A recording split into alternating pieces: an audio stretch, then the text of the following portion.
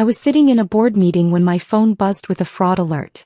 $8,400 charged at Neiman Marcus. Then another alert. $6,200 at Saks Fifth Avenue. Then Tiffany & Company. Cartier. Hermes. All within 90 minutes. My name is Devon Archer and I'm 30 years old. For the past 7 years I'd built Quantum Analytics, a data science firm serving pharmaceutical companies and research institutions. Annual revenue, $190 million. My personal net worth, $280 million. My mother thought I worked some computer job, making maybe $70,000 a year.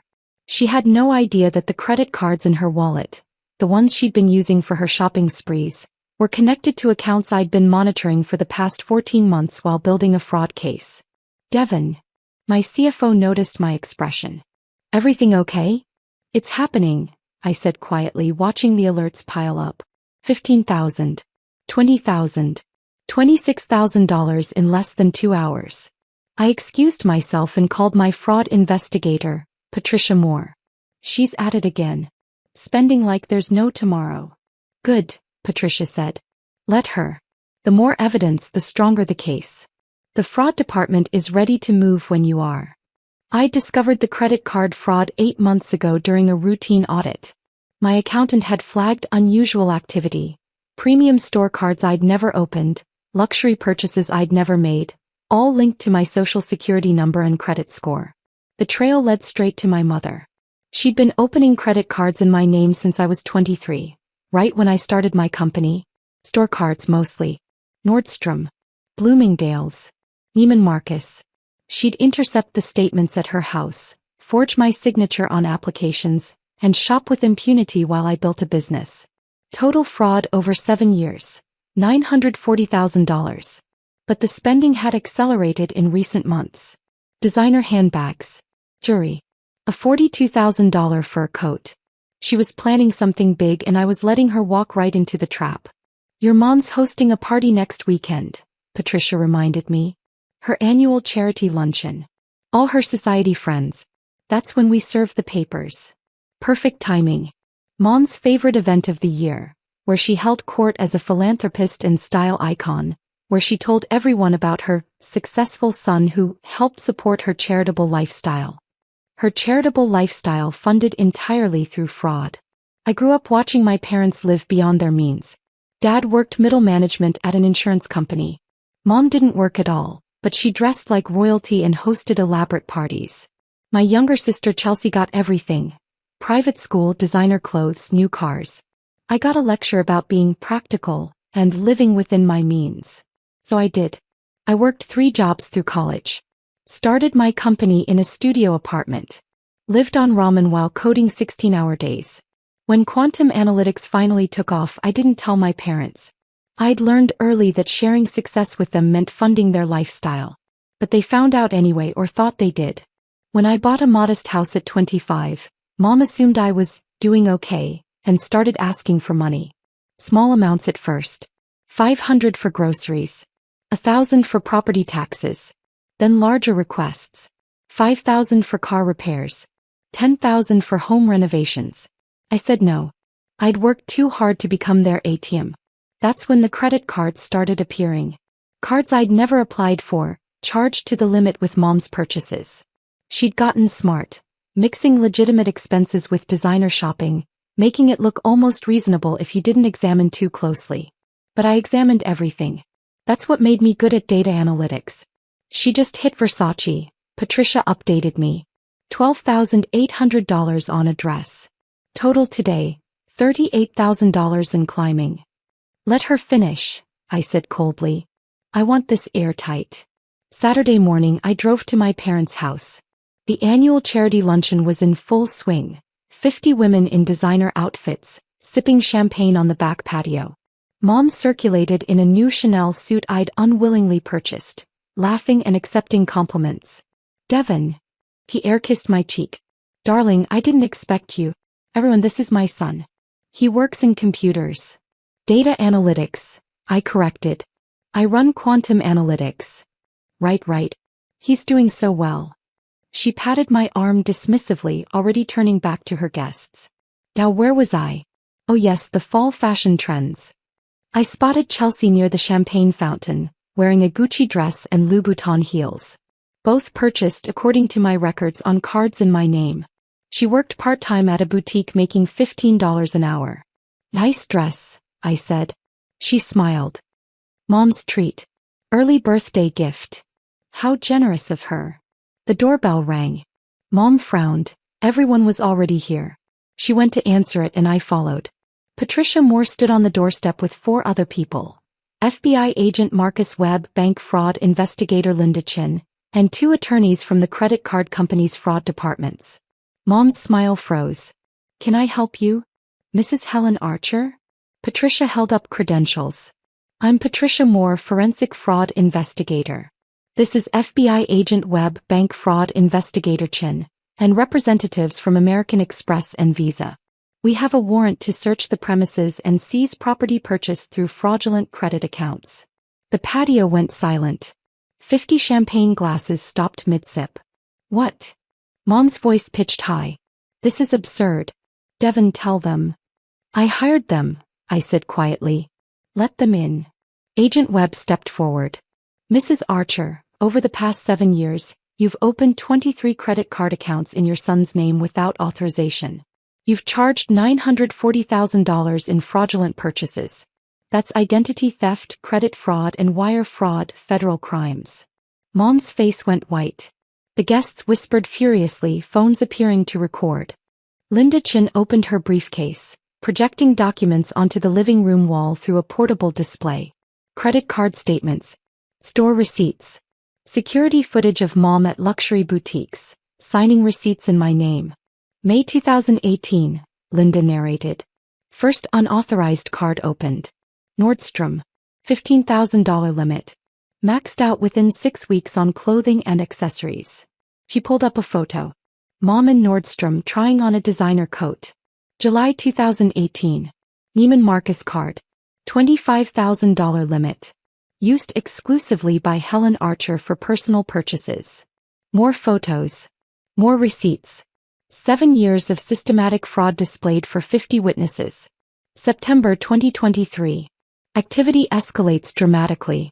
$140,000 charged in 3 months, including a $42,000 fur coat, $38,000 in jewelry, and luxury handbags totaling $52,000. Patricia turned to the frozen crowd. All purchased using credit cards fraudulently opened in her son's name. Mrs. Archer has been financing this lifestyle, these parties, these designer clothes, this house's renovations, through identity theft. That's not true. Mom found her voice. Devon helps support me. He gives me money. I haven't given you $1 in 5 years, I said flatly. Every time you asked, I said no. So you stole instead. The American Express attorney stepped forward. We have security footage from 17 stores showing Mrs. Archer using cards registered to Devon Archer. We have forged signatures on credit applications. We have electronic records proving the applications originated from this address. Devon, please, Mom begged, reaching for me. I'm your mother.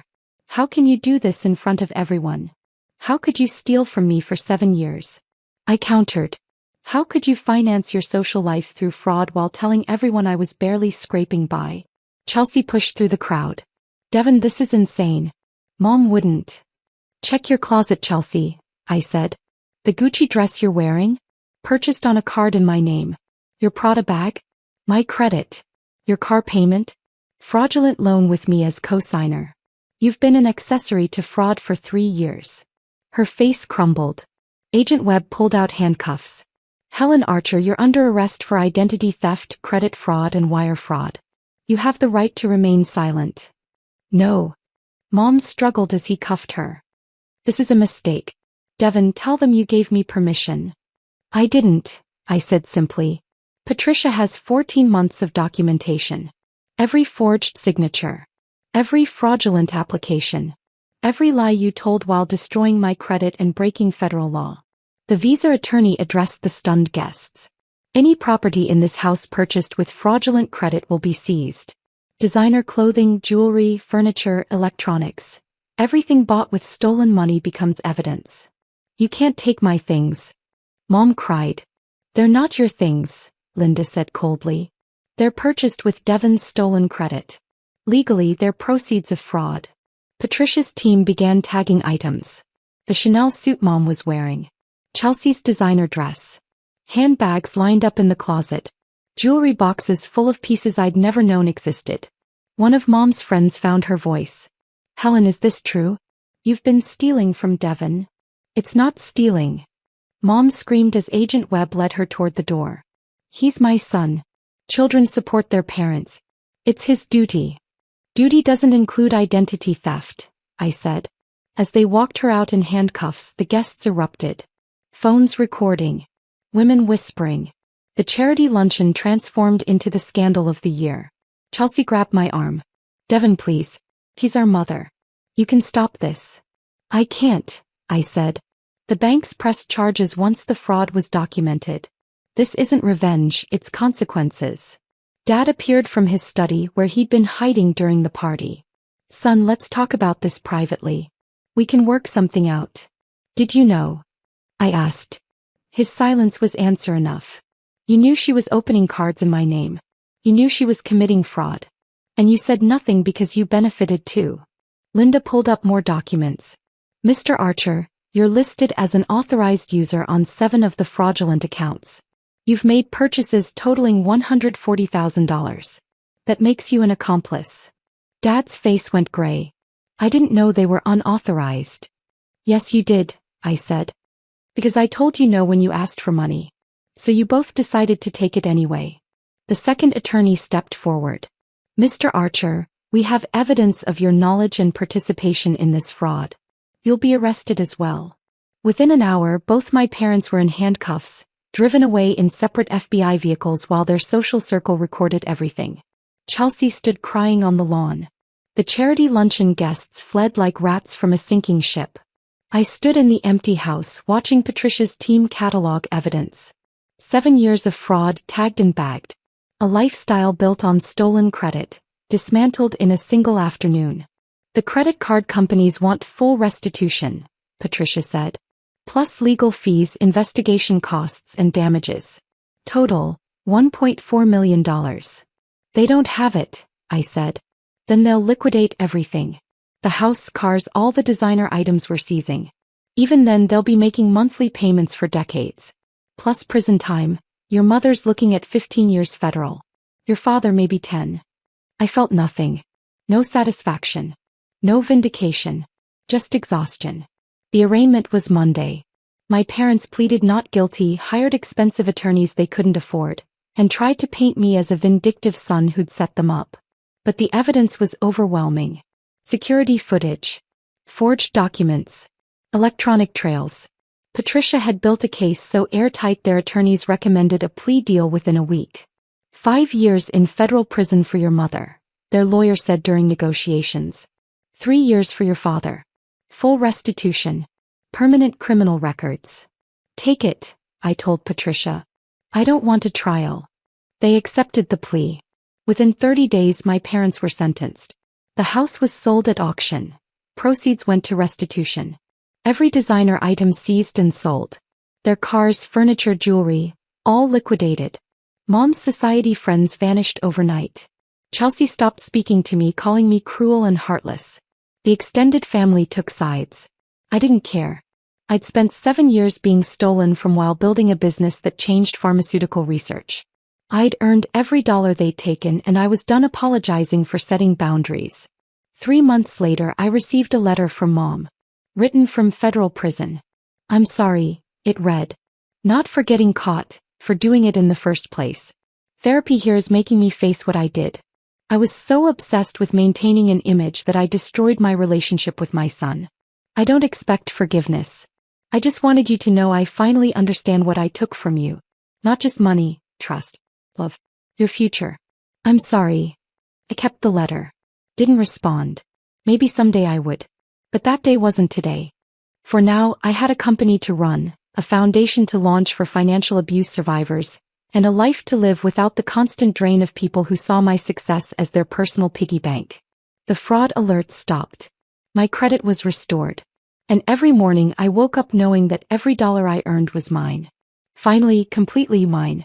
6 months after sentencing, the foundation launched. I called it Credit Restored, a nonprofit providing legal aid, financial counseling, and emergency funds for victims of family financial fraud. The first week, we received 400 applications. Stories that made mine look mild. A woman whose mother had stolen $2 million over 15 years. A man whose entire family had used his credit to buy houses he'd never seen. A college student who discovered her parents had destroyed her credit before she'd even turned 18. I thought it was just me, one applicant wrote. I thought I was being selfish for saying no. Your story showed me I was being stolen from. I funded her legal case. She won full restitution and her parents served time. Last I heard, she'd gone no contact and started therapy. The foundation grew. Within a year, we'd helped 340 people recover from family financial abuse. We partnered with credit bureaus, hired attorneys, and created a playbook for victims to document fraud and protect themselves. You're doing more good with this than your company ever could, Patricia said during a board meeting. These people have their lives back. Maybe. Or maybe I was just trying to give others what I'd had to fight for. The right to succeed without being drained by the people who should have celebrated you most. Quantum analytics thrived. We expanded to Europe, landed contracts with 3 major pharmaceutical companies, and my net worth crossed $400 million. Forbes did a profile. The data scientist who exposed his own mother's fraud and built an empire while she built debt. The article went viral. Thousands of comments from people sharing their own stories of family exploitation. My father did this. My sister destroyed my credit. I thought I owed them because they raised me. The cultural conversation shifted. Financial abuse by family members wasn't just a personal failing anymore. It was recognized as a crime, a pattern, a systemic problem that needed addressing. Chelsea reached out a year after sentencing. I've been in therapy, learning about enabling, about being complicit even when I didn't know the full picture. I wore those clothes. I drove that car. I benefited from what Mom did to you. Yes, I said simply. I'm sorry. I should have questioned where it all came from. I should have seen that you saying no meant something. I liked being taken care of. Most people do, I replied. That's why this kind of fraud works. The victims feel guilty for setting boundaries, and the perpetrators feel entitled to break them. Can we try again? She asked. As siblings? No money. No favors. Just trying. I thought about it. Maybe. But it starts with you respecting boundaries. If I say no to something, that's the answer. No guilt trips. No pressure. No assuming my success means I owe you anything. Deal, she said quietly. We started with coffee once a month. Awkward at first. She was working full-time now, paying her own bills, living in a small apartment she could actually afford. She'd sold the designer items she'd kept, the ones not seized, and donated the money to Credit Restored. I can't fix what I took, she said. But maybe I can help someone else. It wasn't forgiveness yet. But it was something. Mom wrote every few months. Her letters evolved from defensive to reflective to genuinely remorseful. She'd completed financial literacy courses in prison. Started a support group for inmates dealing with shopping addiction and fraud convictions. I stole from you because I felt entitled to your success, one letter read. I watched you build something amazing, and instead of being proud, I was jealous. Jealous that you'd done what I never could. So I took from you to feel powerful. That was wrong. Unforgivably wrong. Dad wrote less frequently. His letters were shorter, less introspective. But he'd stopped making excuses, which felt like progress. I didn't visit them. Didn't send money for commissary. The no contact extended beyond legal requirements into personal choice. Maybe when they were released we'd try rebuilding. Maybe not. Either way, I'd learned the most important lesson. Family isn't defined by blood or obligation. It's defined by respect, honesty, and boundaries. And anyone who can't honor those things, parent, sibling, or stranger, doesn't deserve access to your life. 3 years after that charity luncheon, I stood in my company's new headquarters, watching 400 employees work on projects that would save lives through better pharmaceutical data analysis. My phone buzzed. Chelsea, proud of you, big brother. Really proud. I smiled. Some relationships could be rebuilt. Fully. Carefully. With boundaries enforced and respect earned. Others stayed broken. And that was okay. I'd learned to tell the difference.